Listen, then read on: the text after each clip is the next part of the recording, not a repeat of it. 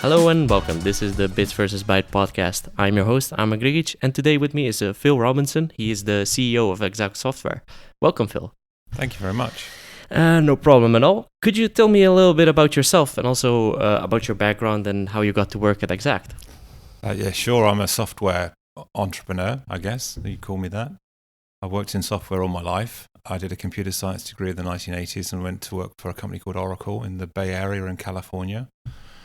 I've spent a lot of time between living in the States and living in the UK, and eventually ended up as the CEO of a software company in the UK, which I left 3 or 4 years ago and was looking for a new opportunity. And it came along in the form of Exact, which was looking for a CEO in the summer of 2017. So that's how I come to be living in the Netherlands and working for Exact. Yeah, what spoke to you about Exact, to be exact? I think it's a great business. I mean, if you look at it and what it does, it provides financial software for SMEs to allow them to manage their money and their finances. It's continued to do well for many years. It's been a business that's been in the Netherlands for 35 years. It's a very Dutch business. And it's an intrinsic part of the economy. It runs the finances of over 440,000 small businesses with 7,000 accountants. Yeah, and 18,500 medium-sized companies too. So it's part of the fabric of the Netherlands and Belgium, and there's an opportunity with the development of technology for the future, including things like machine learning and AI, to continue to do more for our customers as we grow over the next few years. So I felt like there was a big opportunity to continue to take a business which was good and doing well and continue to grow it for the future and build value for our customers. Interesting. Yeah, so we're a client as well. Okay, glad to hear that. We switched. We had a different package before, but then we switched, and because it was tightly integrated with our CRM as well, because that was very important to us to kind of make that flow work better. Of course, where you just have a client and add the invoice, and it will be sent out, and it will be handled, and that was our main thing. We were like, okay, it needs to be tightly integratable with what we are doing right now. So I want to get to a little bit of how life as a CEO looks like, because that I think is interesting for a lot of people to know. So being a CEO for a company like Exact, how does a typical day look like? I can imagine that not every day looks different, of course, but sure. How does it look like for you? Well, every day is different. I get up about 6:30. I do some yoga and stretch, have some breakfast, get to the office by about 8:30, 9 o'clock. And then the day could be a number of things. It could be meeting with our colleagues or my management team and talking about our plans for the future. It could be meeting our employees and understanding their needs and what they're thinking about and how they think about the business. It could be meeting customers or even investors. So every day is a little bit different, but you're talking to different sorts of stakeholders, our employees, our investors, or our customers, and making sure you meet all of their needs and we deliver value to customers to grow the business. Yeah, exactly. So looking at that role, because a lot of people are like, okay, as CEO, you're de facto the kind of boss, quote unquote. I mean, it is like that. What do you think is the most important thing that you need to do within a company? So what that role has, of course, you're leading the company. You need to, of course, have those kind of conversations with your people and stuff like that. But what do you feel is like the most important quality that you need to bring as a CEO? I think trust is the most important thing. Trust, yeah. So, I was the new CEO to this company just over 2 years ago, 2 years and 3 months ago. And if you're arriving as the new guy, nobody knows who you are and you have no track record. And the thing that you really need to do for all of your employees and subsequently your customers is establish trust.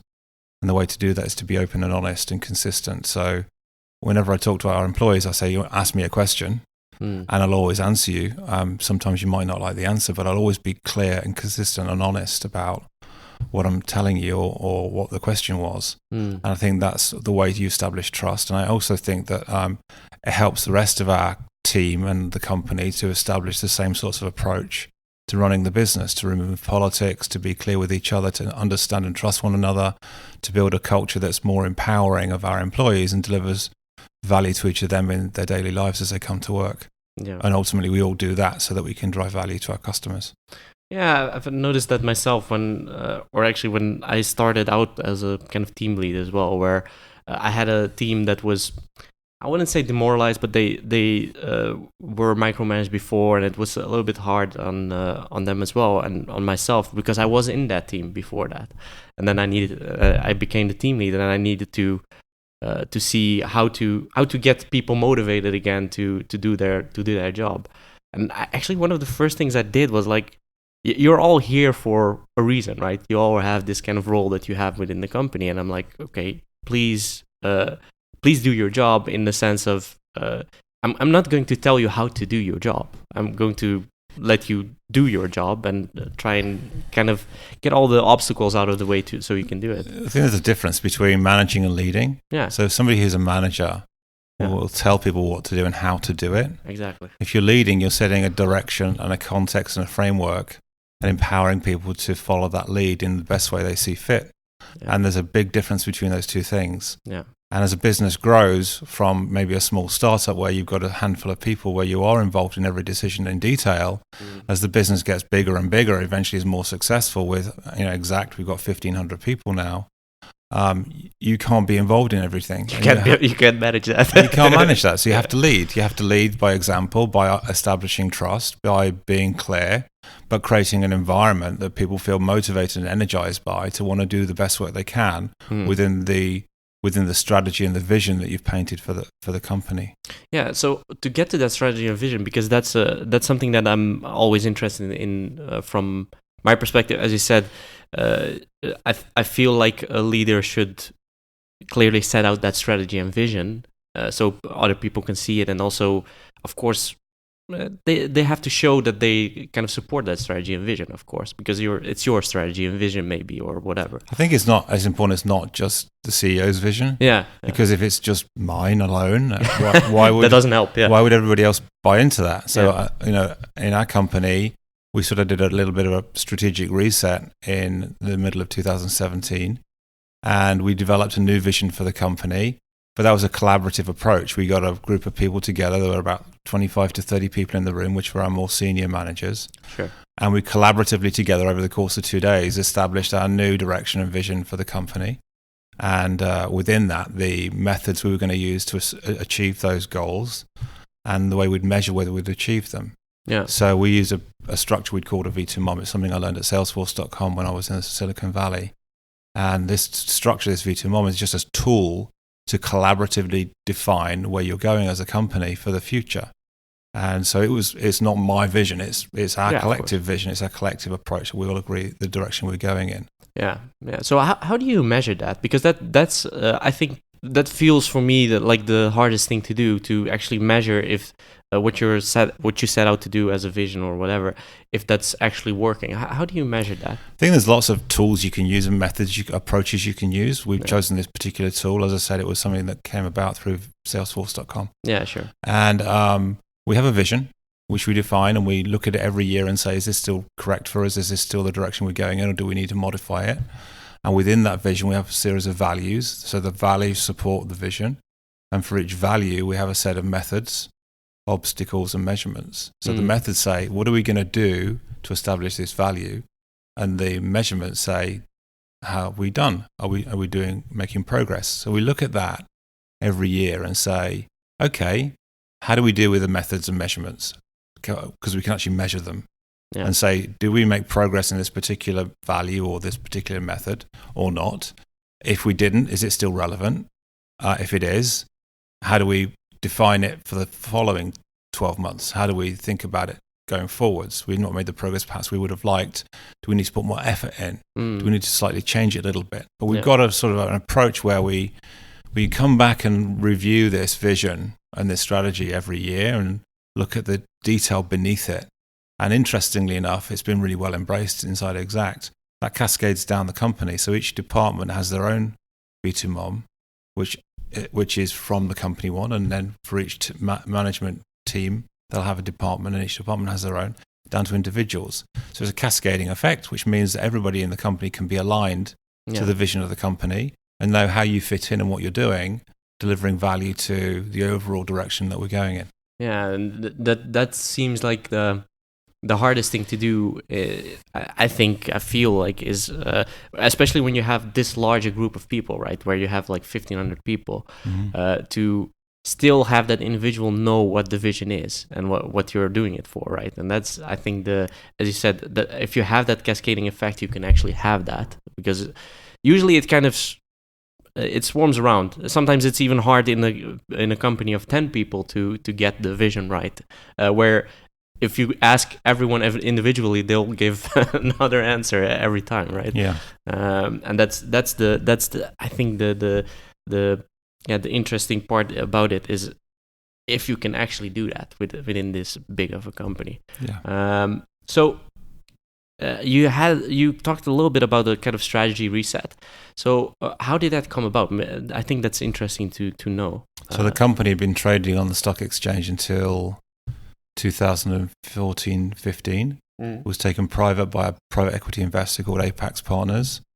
And one of the platforms for growth that the company had was to take an incredible amount of success we've had here locally with a cloud product, which is for smaller businesses and their accountancy providers, which, as I said, has sort of 440,000 SMEs on it which today. Is a lot. And try and replicate that success in other markets. So invest in building a unit or a team in the UK, and in France, in Germany, and Spain. So the idea was you'd multiply that effect. Of course, yeah. And so part of the vision was we were going to, under the previous CEO, we were going to be this global provider of bookkeeping technology, which is a really big goal and a great vision to have. For sure, yeah. But we'd invested heavily in these other 4 markets. And the very thing that makes us successful locally, which is strong market presence, high brand awareness, companies, a large number of companies using your technology, product leadership, some of those characteristics we didn't have in some of those other markets. In fact, there'll be stronger competitors that have been there for a number of years, which represent a barrier to entry. Exactly. And so whilst we were investing really heavily in building the team and doing marketing and sales support and engineering our products for those markets, we didn't see the revenue growth that we would have liked. So it was a loss-making endeavor for a number of years. And I guess there was a point at which the investors decided they wanted to take a different approach, middle of 2017, which is why they hired me to come and help them. And what we did is decided what we wanted to be as a company was not a global provider of bookkeeping, but a national champion here locally in providing technology to SMEs. So it's sort of a 180-degree twist from where we were. For sure. But focusing on the things that make us unique and strong locally. We have a really strong brand awareness, strong market presence, everyone knows exact, and lots of companies use us. So there's more we can sell to existing customers, and there's actually more market to go for locally. So we want to be this national champion provider here in the Benelux, which is probably a lower risk endeavor than trying to be in lots of countries at the same time, investing in all those countries. And we think it represents an opportunity for continue to grow the business. Today, from where we are at about 240 million euros of revenue to doubling in size in the next 5 years. And interestingly enough, 2018 was a really fantastic year for the company. Having made that switch in 2017, 2018, we grew by 14%. And we got a lot of interest from investors to want to invest in the business and buy the business from the previous owners, which were Apax. And so February this year, we sold the business to a new PE owner, which is KKR.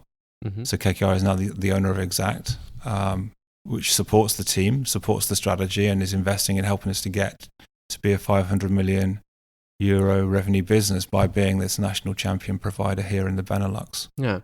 A lot of people, when I think about it, a lot of people would say that it's kind of that you're kind of setting up boundaries in the sense of real growth, right? A lot of people or a lot of investors would say, as you already mentioned, try and get to as much countries as possible just to get even more customers and even more revenue. But they also forget that, as you said, there is already people in or other companies in that market in other countries, of course, and that's so hard to do, to actually get as a new kid on the block, if you can call it like that, Exactly. to get that market share that you want to have. And that's what I was wondering about is, do you feel that maybe that's still some possibility later on if you actually get to that status that you want to have right here? Never say never. Yeah. But for now, our strategy is firmly based around the Benelux. Yeah, exactly. We think there's a big target addressable market to serve more customers with more technology, managing their finances and their money in small and medium enterprises. So we're about to launch a new suite of products. There's a whole load of people in the Netherlands, as an example. We think there's 600,000 businesses who are never going to use a bookkeeping software. Maybe they don't understand general ledgers and they don't understand a double entry bookkeeping, and they don't want to. Maybe I'm a really successful florist or a builder or a decorator, and all I want to do is send out my invoices and get paid. I want something really beautifully easy and simple to use that allows me to collect my payments from my customers, and behind the scenes sends that information perhaps to my accountant who does all the work for me. Yeah, exactly. So there's a range of new tools and products which maybe we haven't even thought of before that cater to a broader and broader range of SMEs in different circumstances. Yeah. So we think there's a massive opportunity and a massive market that allows us to continue to grow for many years to come without really having to think about the international markets. Exactly. Yeah. But never say never, but for now we're focused locally. Yeah, and that makes sense. I mean, when I look at it, I have a kind of one-person business myself, and I never thought as exact as something that I would use as my tool for kind of bookkeeping and stuff like that. I use Moneybird for, just to clarify, but What did you change? What made you change? Well, I used Moneybird all the time, so I've started with just using that, not exact or whatever. I didn't even consider it as an option, which is a little bit strange, maybe, but they really focus on these kind of really small enterprises, right? And that's maybe the difference between them. So I knew that. I didn't know exact as kind of an option for me as a one-person business in that sense. So, but I mean, I think that especially when you look at in the Netherlands, there are a lot of people that are doing that, right? Where they're just one-person companies, freelancers or whatever, and they could really benefit from that. I think because what I like about the product that I'm using right now, not to stray away too far from it, but it does all the kind of heavy lifting for me, as you said, where just doing the kind of the taxes and stuff like that, all the reports come out of it. So there's a group of vendors out there that try to make bookkeeping as simple as possible, sort of dumbed down bookkeeping, which is a great thing to do and caters to the needs of some customers. But there's also a whole category which is not even bookkeeping, which is just simple invoicing, simple expense management, and have somebody in the back office, your accountant, do the rest for you. And that's sort of what we're thinking about as our next endeavor in terms of opportunity for growth. Yeah, I can imagine that's a big pool of people that are just like, I just get this invoice, I'll just put it on my pile of invoices, and I have like folders that I keep just for the safekeeping of my invoices, but I don't use a digital system at all, or and I just do my taxes like that. So. What I wanted to talk about a little bit more as well is you're British, and it's maybe a different topic, but I would like to know your kind of opinion on it. But there's of course the whole Brexit thing, and everybody knows about it. But how do you look at that from your standpoint? How does that? How do you think that will? Does it affect your business? Or of course you're local now, but how do you see that changing with the? Well, I'm personally pro-European, pro-Remain, so I much prefer that we weren't leaving the EU, but it appears at this point that we probably will be quite soon. Yeah. For Exact, there's no direct impact on our business. We have a relatively small presence in the UK. Focusing locally means that we don't have exposure to international markets as much as we used to. The only way that it might impact us is if Brexit or other factors send the economy into recession in the Netherlands. But at the moment, the economy is doing well, or appears to be doing well, and we're doing pretty well alongside that. Yeah, and I mean, I'm I'm also kind of I would love for kind of Great Britain to stay in the European Union. I think it's making a lot of problems that you just weren't like.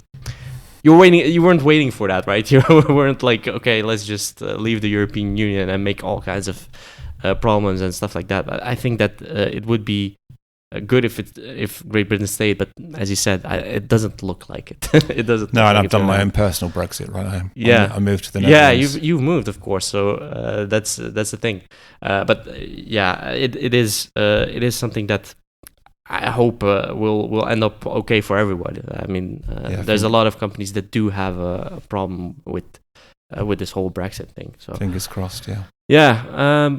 So I would we've talked a lot about the kind of business side, but I want to get to a little bit more personal. I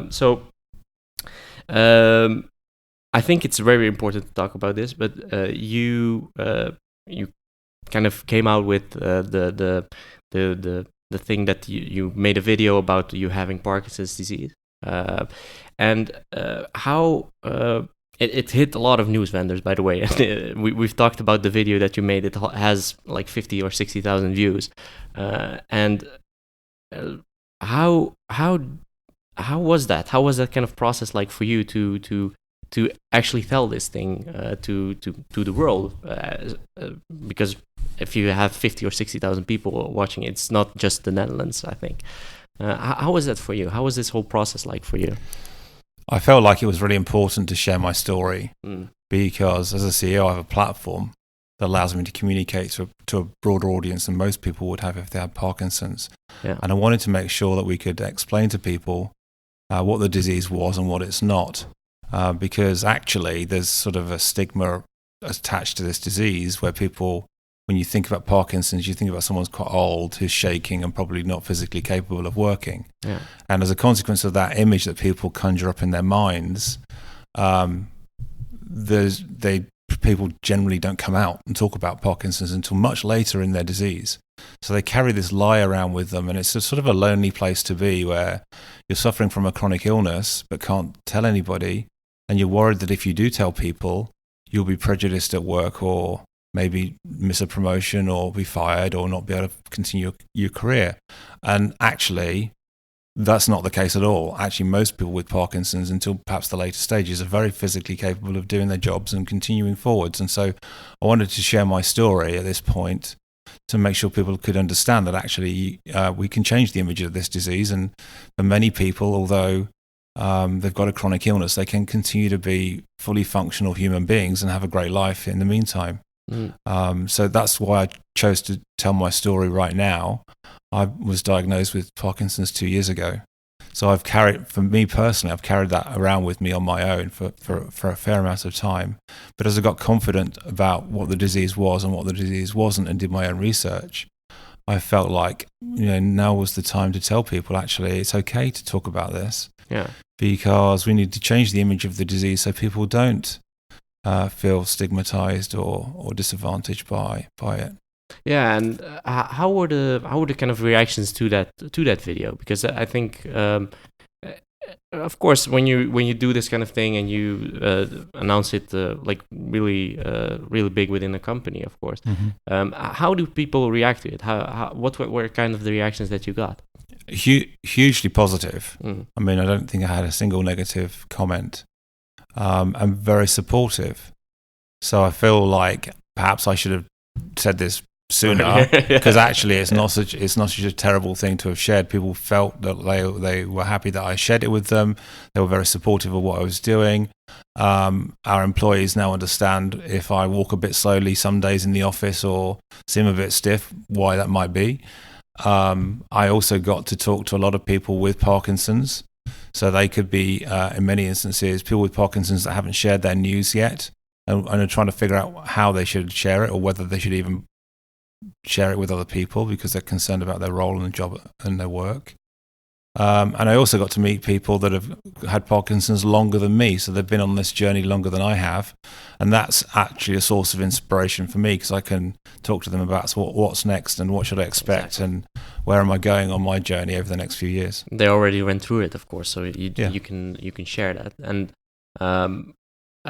so could you, in your own words, just explain about what it is? Because a lot of people don't know what Parkinson's disease is at all. Sure. There's a portion of your brain. It's a neurodegenerative disease.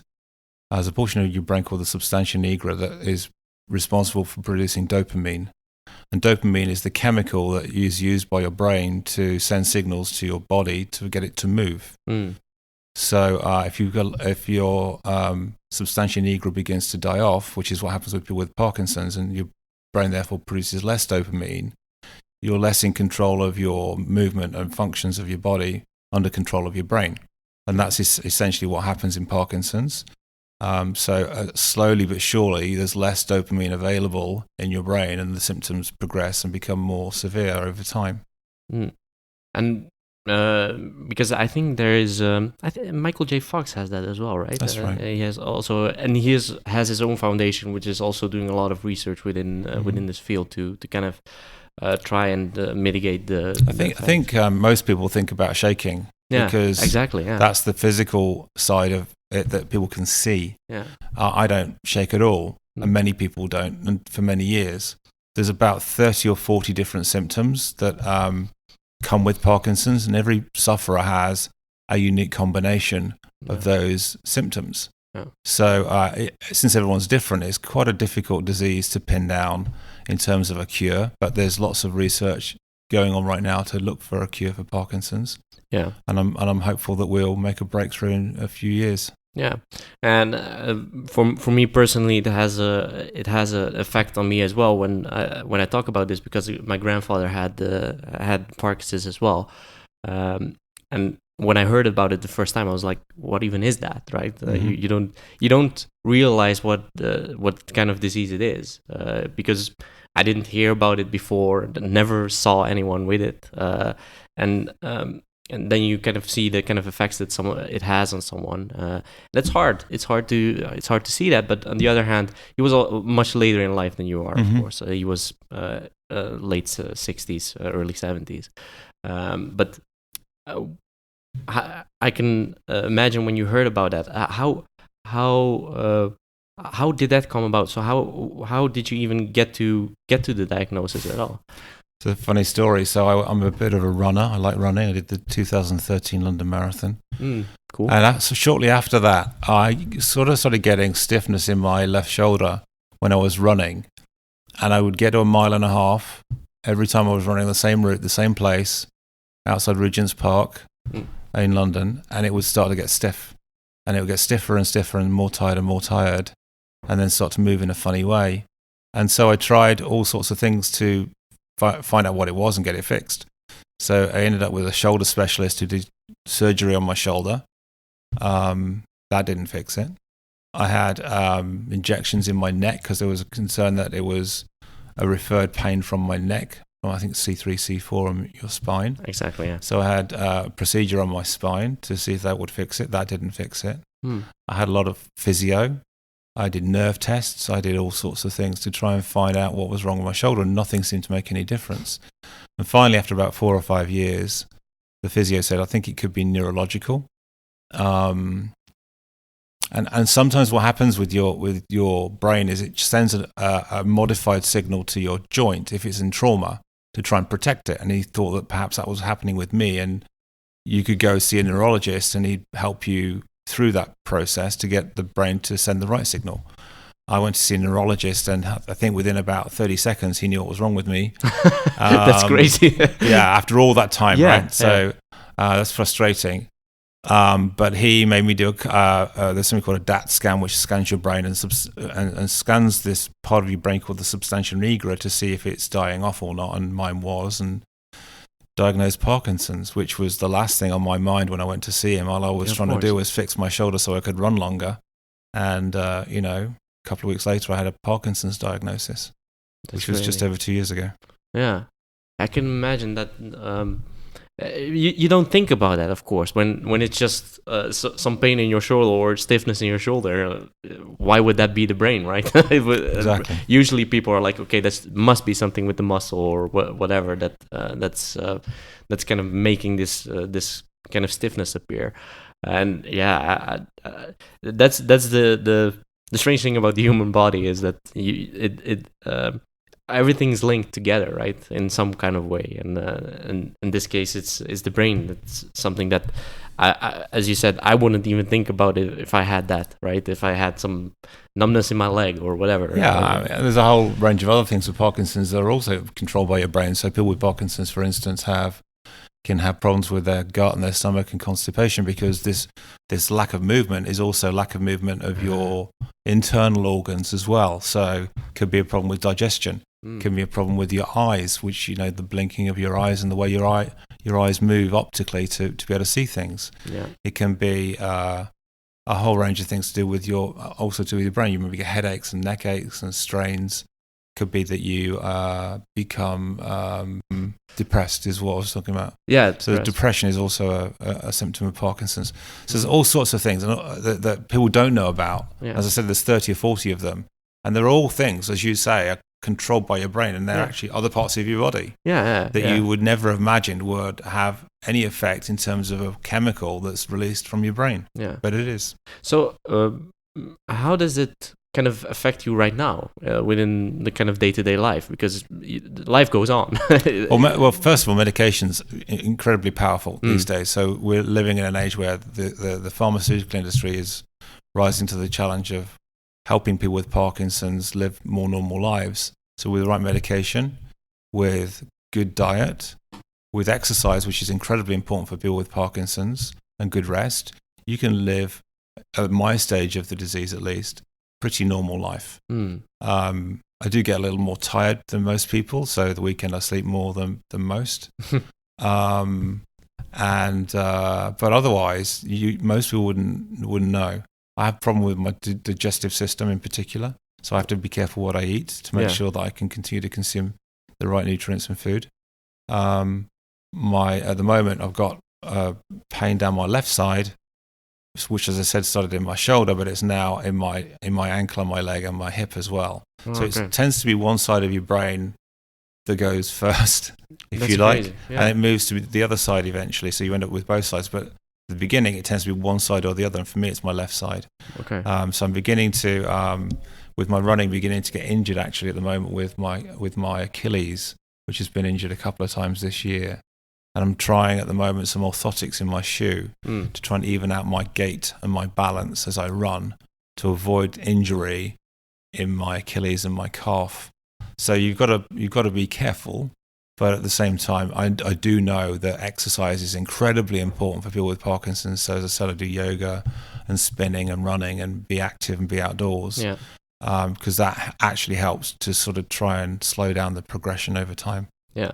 And that's something that was also said to my grandfather as well, where he was like, you need to move more, right? You need to, you got the exercise bike inside of the house just to get that stimulant, I think, to keep moving. But the further it progressed, of course, it's still harder and harder to do that, of course. It can be really difficult because you might wake up some days and feel completely unmotivated to exercise because of the disease. Yeah. But the very fact that you feel unmotivated is the reason why you need to exercise. Yeah, so exactly. It's a little bit of a vicious circle there. It's a bit of a vicious circle, but it is super important. Yeah. So you also started a website. Maybe you could tell a little bit about that. Yeah, it's called Stirred Not Shaking. I think I'm stirred into action to talk about this disease and my story, but I'm not shaking, and a lot of people don't shake. So I want to change, as I said, the image of the disease so people understand more of what's going on with people with Parkinson's, and understand that I've, as an example, been a CEO for 2 years, and I think the company's continue to be successful with me running it. And anyone can actually, for many years, have Parkinson's and have successful careers. So I want to use the website to help people become educated on what the disease is and what it isn't, and talk about what you can do with Parkinson's, not what you can't do. Exactly. So it's a really positive, hopefully a positive story of success that people can take a look at if they've got Parkinson's or they know somebody that has, and help them to understand their journey and how they can be successful at work, and make sure that they tell their colleagues and they don't hide it as a secret. Yeah. And they're not prejudiced against at work, because people have a better appreciation of what the disease really is. Do you feel it's still not a taboo, but it's still kind of hard for people? You mentioned that a few times, but do you feel like there's still like a really big portion of people that don't tell anyone else? Yes. I mean, from the messages I've had since I went public or came out, a huge number of people with Parkinson's are terrified that if they tell people publicly, they'll lose their job. Yeah. Because the initial reaction of their boss will be, this person's not capable of doing their job, they've got Parkinson's, and they'll find a way to get rid of them. Even though that's maybe years down the line. It's absolutely years down the line, and that's the challenge, because people, if you try and do a Google search on Parkinson's, you'll find a whole list of resources around people that are in their older age that are shaking and are more progressed. There's very little information for younger people that have Parkinson's who suffer this in a different way. So perhaps I can balance that out a little bit by making some of this information available publicly. Yeah, because you're sharing your stories, right? Your personal stories of how it has affected you, how you've gotten. Because I've read the one of the articles where you actually talked about getting the diagnosis as well, and what that. There were some stories in there where I was like, okay, there were with the whole shaving of your shoulder as well.